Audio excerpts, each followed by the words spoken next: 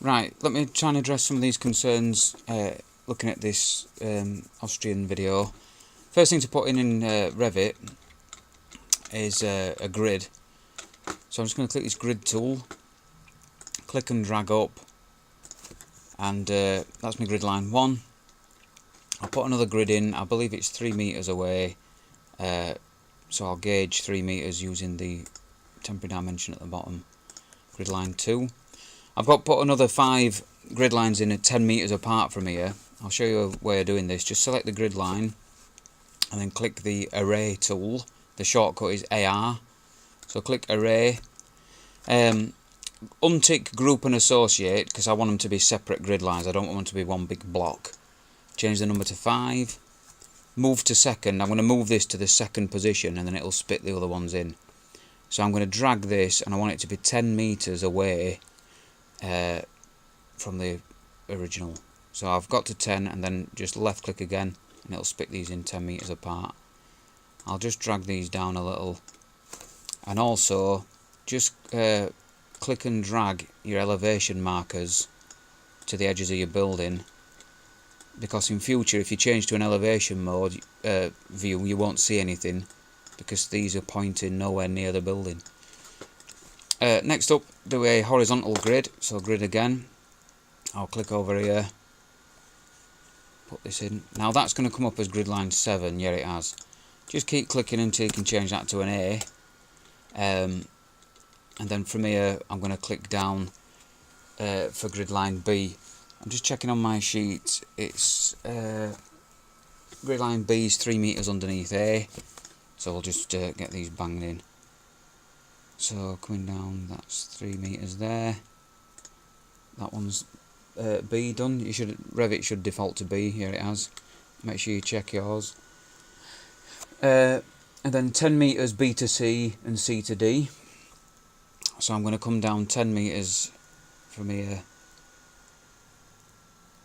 B to C. I could array it. C to D. Let's just guess that. Oh man, look at this state of that last dimension. That one obviously wants to be 20 from there, so I'm just going to change that to 20,000. See, I didn't even bother putting it in neatly, I just changed it afterwards. That grid line wants to be parallel. That's not playing ball, that's going to get changed. Change that. Put that grid line in again. Change it to 10. So I'll rush in then, I was showing off. Change that to a C, we don't want it to be E. And then grid line E is 3 meters underneath D. That'll do. If you've got any markers on the ends, that if you don't want them on that end, just tick the line of course, untick that marker, untick that marker, and then at the other end you can tick the marker on. That's flipped it in essence. Yep, I believe that's how the grid should look. We'll move over to the levels now. In an elevation, right, I ain't got any level markers in that, so I'll go straight to another one. You see how I didn't worry about where it is? It doesn't matter. It's belly up, you know. Ultimately, when I correct one level, there you go, it's come on another. Why that happens, I don't know. I'm just going to right click on this level 0 and delete it, because on the video he starts at level 1. That's fine, I'll delete those views. Just change level 1 then down to 0 meters. And it's got rid of the level 0 view in here, which is what we wanted. Let's just get this looking something like. I'll do another grid. This time we're going to put, it goes up to level 6 and they're 3 meters apart.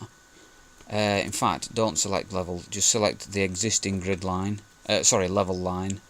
Click, can we do an array on a level? I wonder if we can. It's coming up with no array available there. Let's draw another level then. Let's do an array this time. Is it letting me? Is it hell? Why would it? Convenience.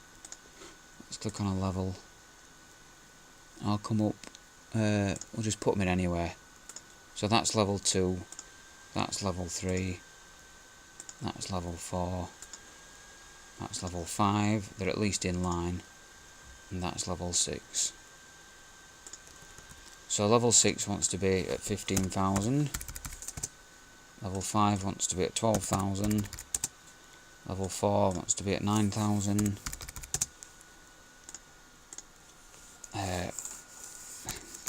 6,000 of course, and predictably 3,000. I would have arrayed them up normally. I'm sure last time I did it, it arrayed them fine, but I'm not going to worry about that. Right, so spend a moment getting your elevations set up. So in this elevation, these need to be dragged up. This is just general housekeeping, that's fine. Before we start kind of thing, before we start modelling. Just check this is still videoing. Yep. Right, we're going to put a floor in next. Click floor, rectangle tool. I think it goes from A4 down to E6. Just press escape once, then escape again. Just going to click that line, and I think in video it says change that from 20 meters to 17,000. That's fair enough. And then OK that. That's the floor in. Next thing I believe was a curtain wall. Just click your wall tool, drop down to curtain wall. Click your rectangle tool. Just you can't change it from wall centre line on this, it has to be on centre line. We could change top constraint I think to level 3. Leave base constraint as level 1. And draw a rectangle over the top. Did I misclick that bottom line? It looks like I did. Let's just click that up. Oh, maybe not. I'm not comfortable with that. I'm going to undo that. Click a curtain wall again. Chances are you did it right. I'm going to make sure. I want to get the exact endpoints of these. So I'm zooming in as necessary. That's it. I want to be on grid. That's fine. That's the curtain wall. I believe next going to an elevation. If you're going to an elevation and you can't see the floor, just switch to another elevation. Ultimately, I'm going to change this to a wireframe view. Click that and click copy, and then I'll go on here to make sure I'm on grid and just click these up. So I'm on to copy again. I should have ticked multiple. You know, I can tick multiple there up to this, and then you carry on clicking them in.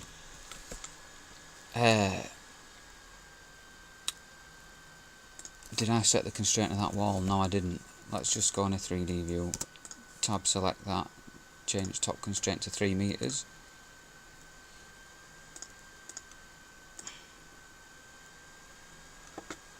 Why on earth it's saying that? Let's have a look. Up to level 3. I don't want any. We'll bottom that out later. Don't know why it's doing that. Either way. Try it in an east elevation. Tab select.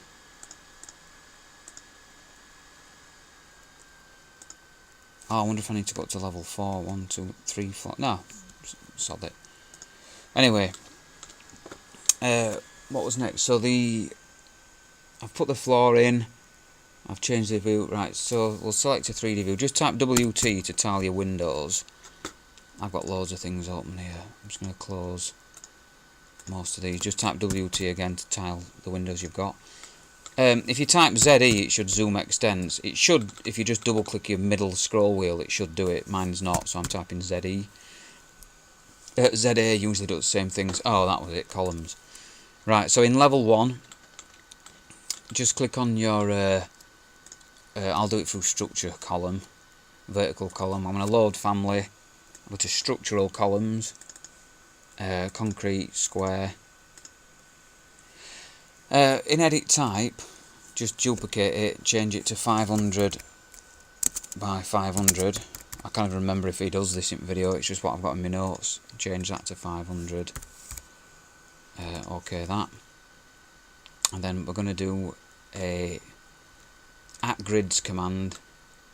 And I think it's all of these internal grids. So don't click and drag that way, that's a solid line, that only selects what it goes around. Click and drag that way, and that gives you a dashed line which selects wherever it goes through.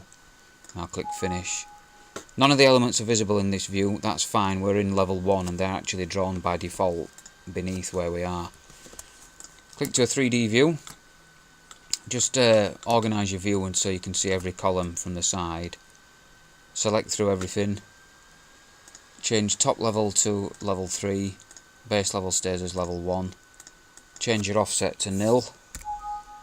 My numlock's not on, then I pressed the wrong key. Apply that. Oh right, sorry, I've got level 1 still selected there. I was effectively trying to tell it... why is it not going to level 3? Let's just have a look at these grids.